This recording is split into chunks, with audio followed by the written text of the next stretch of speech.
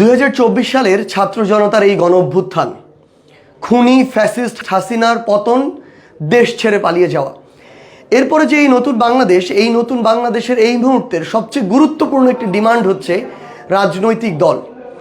এই অভ্যুত্থান পরবর্তী সময়ে যেই তরুণ প্রজন্মের ছাত্র জনতার হাত ধরে এই অভ্যুত্থান সফল হয়েছে, সেই তরুণ প্রজন্ম ছাত্র জনতার নেতৃত্বে নতুন একটি রাজনৈতিক দল আসতে যাচ্ছে।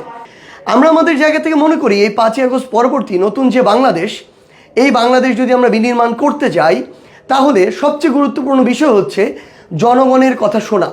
জনগণ কিভাবে চায় এই বাংলাদেশ আমরা কিভাবে গড়তে পারি, কোন কোন কাজগুলো করতে পারি, সেই কথাগুলোর সমন্বয়ে নতুন বাংলাদেশ করা, এবং আমরা যে নতুন রাজনৈতিক দলটির কথা চিন্তা করছি, সেই রাজনৈতিক দল এই জনগণের কথা অনুযায়ী যদি ওই রাজনৈতিক দলের আগামীর কর্মপদ্ধতি, কর্মসূচি, পলিসি নির্ধারণ করে, তবেই দিন শেষে আমাদের বাংলাদেশে নতুন যে রাজনৈতিক দল সেটি জনগণের রাজনীতি করতে পারবে।